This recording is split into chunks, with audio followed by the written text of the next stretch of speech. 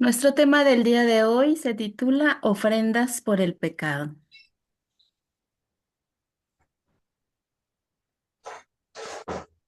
Aquí nos muestra, ¿verdad? Primera de Juan 3:4, que cualquiera que comete pecado traspasa también la ley, pues el pecado es transgresión de la ley.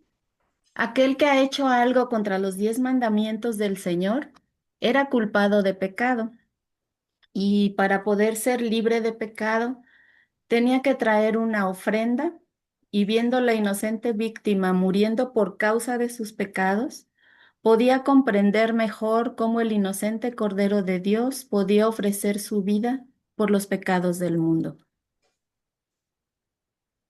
No existe ninguna parte de la adoración religiosa que lleve al adorador tan cerca del Señor que cuando él se arrodillaba a los pies del Salvador, confesando sus pecados y reconociendo la fuerza de la promesa, que dice en Primera de Juan 1:9, si confesamos nuestros pecados, Él es fiel y justo para perdonar nuestros pecados y limpiarnos de toda maldad.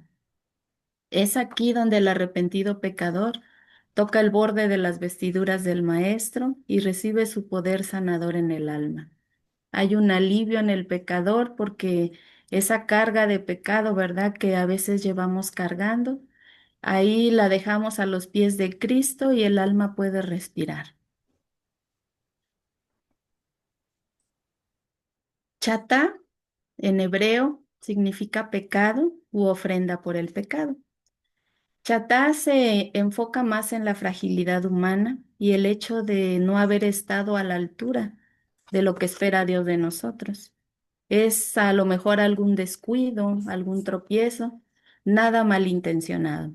A diferencia de otros términos para el pecado que implican una rebelión abierta, como es aesa, o, un, o una perversidad moral, abón. En Oseas 4:8 dice, comen del pecado de mi pueblo y en su maldad levantan su alma. Cuando Oseas dice de los sacerdotes comen del pecado de mi pueblo, emplea la misma palabra chatá que otros lugares se traduce ofrenda por el pecado. Éxodo 29:14 dice, pero la carne del becerro y su piel y su estiércol los quemarás a fuego fuera del campamento. Es ofrenda por el pecado. Las ofrendas por el pecado se mencionan por primera vez en relación con la consagración de Aarón y sus hijos. No se mencionan como algo nuevo, quiere decir que ya existían. Había eh, 4 tipos de personas, ¿verdad? A las cuales decía pecadores. Decía, es el sacerdote ungido, como lo podemos ver en Levítico 4:3. O podría ser que pecaba toda la congregación, Levítico 4:13, o un príncipe o gobernante, como lo dice en Levítico 4:22, o alguno del pueblo común, Levítico 4:27. Se referían a los pecados de error, equivocaciones, actos temerarios, de los cuales el pecador no se daba cuenta en ese momento, pero que llegaban a serle conocidos más tarde, no proveían para los pecados hechos conscientemente, a sabiendas o persistentemente. Cuando Israel pecó deliberadamente, como cuando adoraron al becerro de oro, y rechazó desafiante la misericordia de Dios al ser llamado por Moisés al arrepentimiento, fue castigado duramente, como dice Éxodo 32:28, y los hijos de Leví lo hicieron conforme al dicho de Moisés, y cayeron del pueblo en aquel día como 3,000 hombres. O también, ¿verdad? Vemos aquí en Números 15:30 al 31. Dice, mas la persona que hiciere algo con altivez, así el natural como el extranjero, a Jehová injurió, y tal persona será cortada de en medio de su pueblo, por cuanto tuvo en poco la palabra de Jehová y dio por nulo su mandamiento. Enteramente será cortada la tal persona, y su iniquidad será sobre ella. Aquí vemos cómo se traga, ¿verdad?, la tierra, este, cuando hubo esta rebelión, ¿verdad?, de Datán, Coreb y Abiram. Y dice que acerca del pecado consciente o presuntuoso o malintencionado, ¿verdad? Cuando hay mm, una mala intención es cuando hay, ¿verdad? Ese pecado es cuando viene el castigo de nuestro Dios. Vamos a ver qué tipos de animales se usaban en los sacrificios, de acuerdo a cada clase de pecadores, como vimos. Cuando pecaba un sacerdote ungido, usaban un becerro, como lo dice en Levítico 4:3-12. Cuando pecaba toda la congregación era igualmente un becerro, Levítico 4:13-21. O cuando pecaba un gobernante era un macho cabrío, Levítico 4:22-26. Un miembro del pueblo común era una cabra o una cordera. Levítico 4:27-35. Recordemos que el Señor siempre era de acuerdo a las posibilidades de cada pecador, su ofrenda. En cada caso, el pecador había de proveer la ofrenda, poner su mano sobre la cabeza del animal y matarlo. Cuando pecaba toda la congregación, la asamblea había de proveer la ofrenda y los ancianos debían poner sus manos sobre la cabeza del becerro. Aquí, de acuerdo también a cada tipo de pecador, había una manera de disponer la sangre. En cada caso, pues era diferente.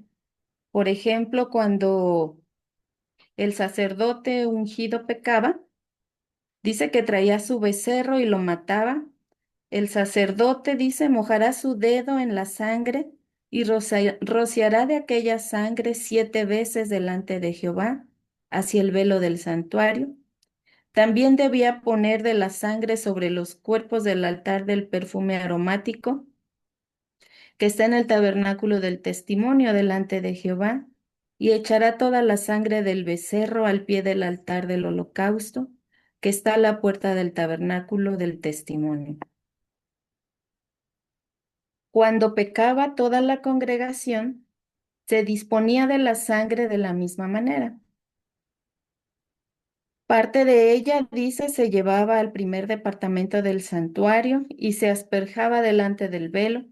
Los cuernos del altar del incienso eran tocados con la sangre y el resto de la sangre se derramaba al pie del altar de los holocaustos, afuera en el patio.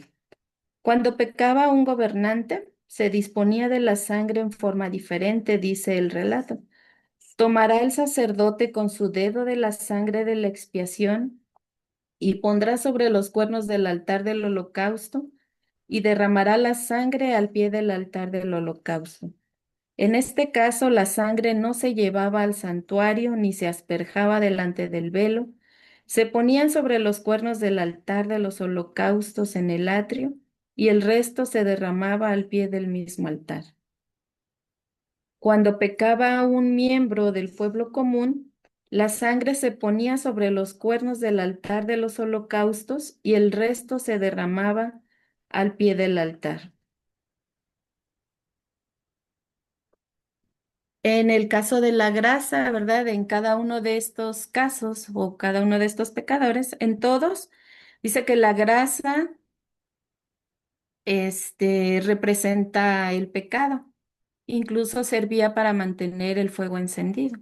Dice Levíticos 4:8-10, en cada uno de estos casos se sacaba la grasa del cuerpo y se quemaba sobre el altar de los holocaustos. Aquí nos dice, ¿verdad? Si pecaba el sacerdote ungido o toda la congregación, y la piel del becerro y toda su carne con su cabeza y sus piernas y sus intestinos y su estiércol, en fin, todo el becerro, sacará fuera del campamento a un lugar limpio donde se echan las cenizas. Lo quemará al fuego sobre la leña en donde se echan las cenizas y será quemado. Levítico 4:11, 12 y el 21. Levítico 6:25 al 26 nos dice, habla a Aarón y a sus hijos diciendo, esta es la ley de expiación. En el lugar donde será degollado el holocausto, será degollada la expiación por el pecado delante de Jehová. Es cosa santísima. El sacerdote que la ofreciere por expiación la comerá en el lugar santo, será comida, en el atrio del tabernáculo de la congregación. En el capítulo que consideramos, no hay instrucciones en cuanto a lo que debía hacerse con el cuerpo cuando un gobernante o un miembro del pueblo común había pecado. Sin embargo, en el capítulo sexto del Levítico, en la ley de la expiación, se hallan unas instrucciones más detalladas. Es de recordarse que cuando el sacerdote ungido o toda la congregación pecaba, se llevaba la sangre al primer departamento del santuario y se asperjaba delante del velo. Parte de la sangre se ponía también sobre los cuernos del altar del incienso en el lugar santo. En estos casos, la sangre era llevada al tabernáculo del testimonio en el lugar santo. Por lo tanto, se hace referencia a estos dos casos en la declaración. Cuando el sacerdote ungido o un miembro de la congregación pecaban, se ponía la sangre sobre los cuernos del altar de los holocaustos y el resto se derramaba al pie del altar. La carne no se quemaba en el altar ni se llevaba fuera del campamento para que fuese quemada como el caso del becerro. Se daba a los sacerdotes para que la comiesen en el lugar santo. Esto tenía un significado especial. Era para llevar la iniquidad de la congregación, para que fueran reconciliados delante de Jehová.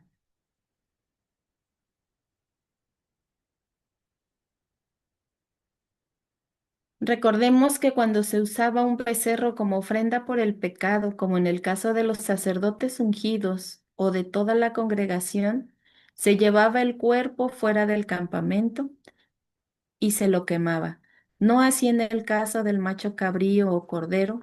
Cuando un gobernante o un miembro del pueblo común pecaban, la sangre del macho cabrío o cordero no era llevada al santuario, sino que la carne era comida por los sacerdotes.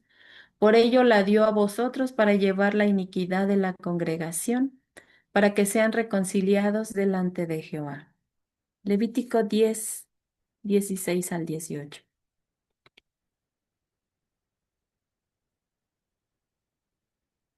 Dice, y respondió Aarón a Moisés, he aquí hoy han ofrecido una expiación y holocausto delante de Jehová, pero me ha acontecido estas cosas, pues si comiera yo hoy de la expiación, hubiera sido acepto a Jehová. Y cuando Moisés oyó esto, se dio por satisfecho. De ello podemos acertadamente sacar la conclusión de que Dios no esperaba que los sacerdotes comiesen la ofrenda por el pecado y llevasen así los pecados del pueblo, a menos que ellos mismos estuviesen limpios. Sed limpios los que lleváis los vasos de Jehová. Dos de sus hijos bajo la influencia del vino habían caído muertos mientras oficiaban delante de Jehová, y los otros dos que quedaban o estaban al parecer completamente sin culpa, aunque tal vez no habían tomado vino, se sentían probablemente perplejos acerca de la justicia del juicio que había caído sobre sus hermanos y compañeros del sacerdocio. En esta condición no les parecía que pudiesen llevar los pecados de otro. Tenían bastante con llevar los suyos. Teniendo este sentimiento, Aarón hizo esa pregunta. De ello podemos sacar la conclusión de que Dios no esperaba que los sacerdotes comiesen la ofrenda por el pecado y llevasen así los pecados del pueblo, a menos que ellos mismos estuviesen limpios. Sed limpios los que lleváis los vasos de Jehová. Cuando el hombre ponía sus manos sobre la cabeza del inocente animalito, confesaba su pecado, de esa manera era transferido al animalito. Al morir, siendo portador de estos pecados, el sacerdote al comer la carne pecaminosa tomaba sobre sí la iniquidad de la congregación. La imposición de las manos del pecador sobre la ofrenda tenía evidentemente un significado más amplio, especialmente en el caso de los holocaustos y de las ofrendas pacíficas. Después que el pecador había confesado su pecado y había sido perdonado, quedaba en comunión con Dios, que esta era la finalidad de los sacrificios. Las ofrendas por el pecado se empleaban en otros casos, además de los mencionados en el capítulo 4 de Levítico. Un ejemplo es la consagración de Aarón y sus hijos para el sacerdocio. Sin embargo, ha de notarse aquí que Moisés es quien cumple la ceremonia y no el sacerdote. Aarón y sus hijos en verdad ponen sus manos sobre la cabeza del becerro, que sirve de ofrenda por el pecado, y lo matan, pero a Moisés es quien administra la sangre y la pone sobre los cuernos del altar en derredor. También debe notarse que en este caso, en vez de contaminar el altar, la sangre lo purifica.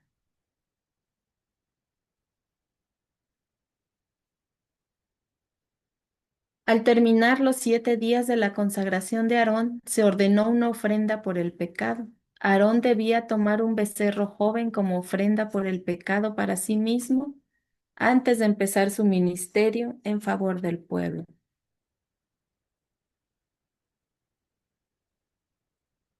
Vamos a ver aquí que había diferentes tipos de ofrendas por el pecado.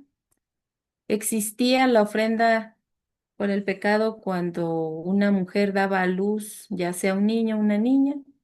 Esto lo podemos ver en Levíticos 12, 5 al 8. Cuando había un voto nazareo, también lo encontramos en Números 6, 10, 13 al 14.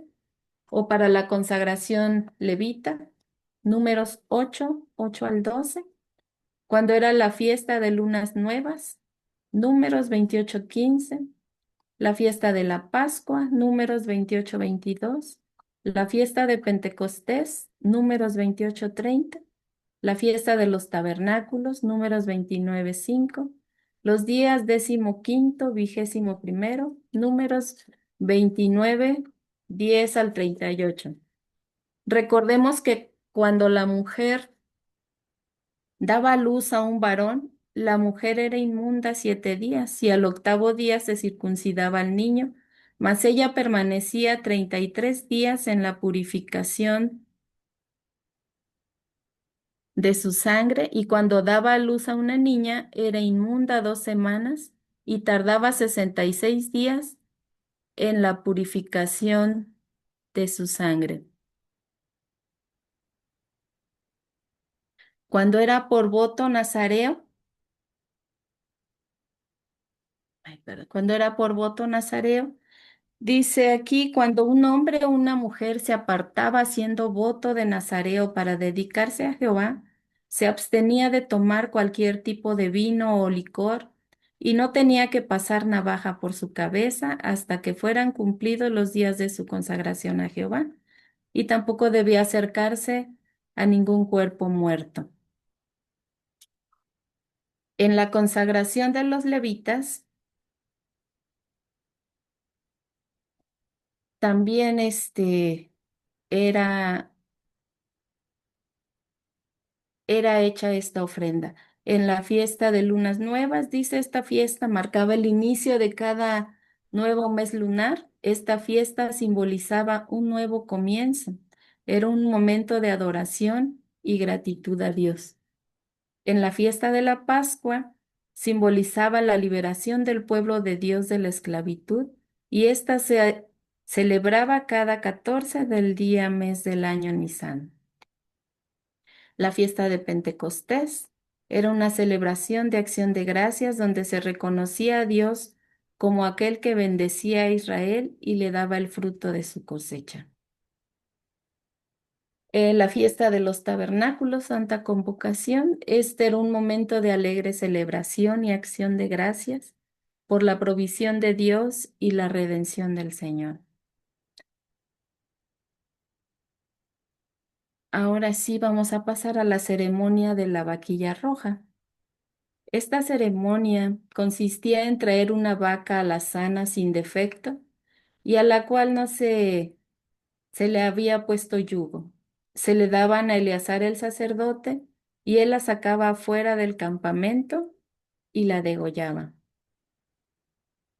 Eleazar el sacerdote tomaba de su sangre con su dedo y rociaba hacia la delantera del tabernáculo de la congregación con la sangre de ella 7 veces y quemaba su cuero y su carne y sangre, con su estiércol la quemaba toda. Luego tomaba madera de cedro e hisopo y escarlata y lo echaba en medio del fuego en que ardía la vaca. Entonces el sacerdote lavaba sus vestiduras, su carne con agua y después entraba en el campamento y el sacerdote era inmundo hasta en la tarde.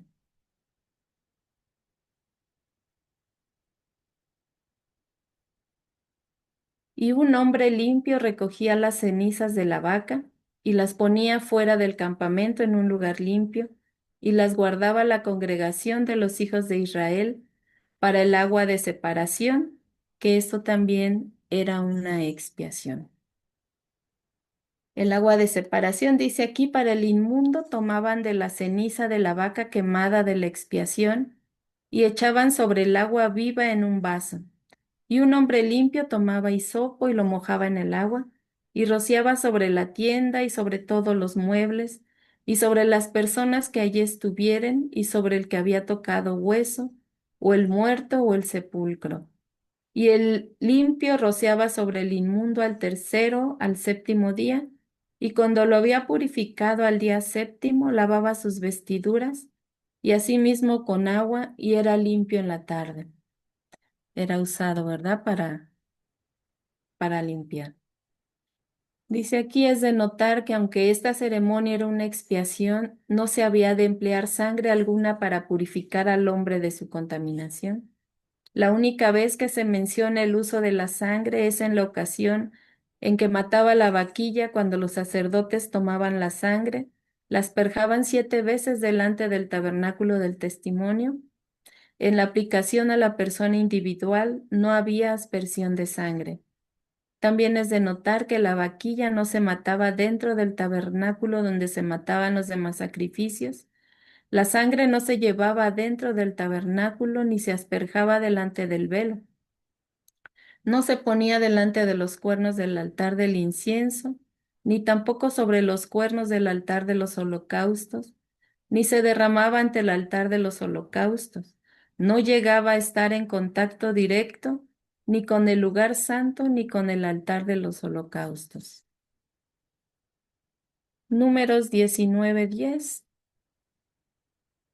En el ritual de la purificación se requería que oficiase una persona limpia. Otro punto que se destaca es que esta purificación tenía valor no solamente para los hijos de Israel, sino también para el extranjero. Esta agua también servía, dice cualquiera que tocare un cadáver de cualquier persona que estuviere muerta y no se purificare, el tabernáculo de Jehová contaminó, y aquella persona será cortada de Israel, por cuanto el agua de la separación no fue rociada sobre él. Inmundo será, y su inmundicia será sobre él, y el que fuere inmundo y no se purificare, la tal persona será cortada de entre la congregación por cuanto contaminó el tabernáculo de Jehová, no fue rociada sobre él el agua de separación, es inmundo.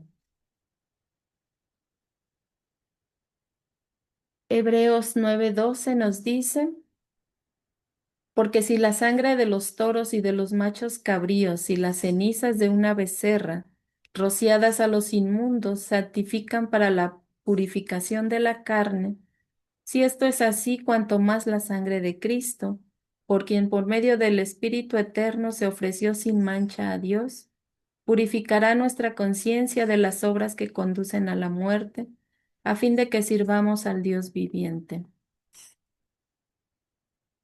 Decía David, purifícame con hisopo y seré limpio, lávame y seré más blanco que la nieve.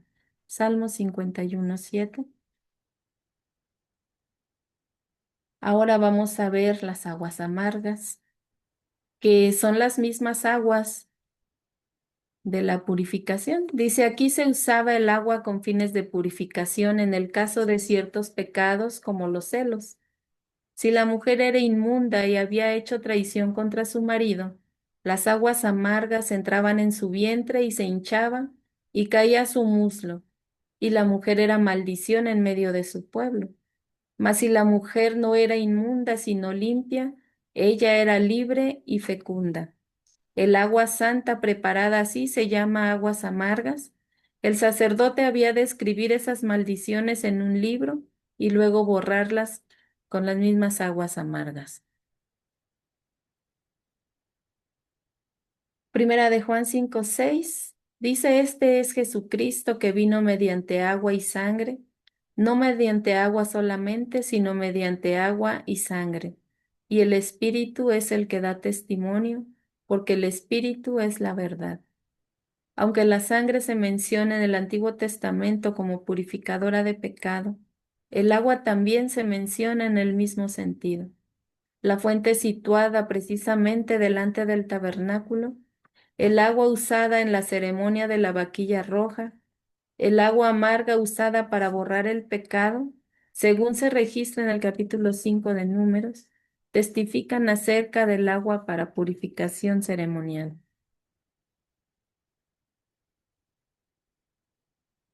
Pero uno de los soldados abrió el costado con una lanza, y al instante salió sangre y agua, y el que lo vio da testimonio, y su testimonio es verdadero. Y él sabe que dice verdad, para que nosotros también le creáis. Juan 19:34 al 35. Primera de Pedro 3:21, a la figura de lo cual el bautismo que ahora corresponde nos salva, no quitando las inmundicias de la carne, sino como testimonio de buena conciencia delante de Dios por resurrección de Jesucristo. El agua del bautismo, el precioso rito de la humildad, dice, todavía nos salva. Amén. Amén.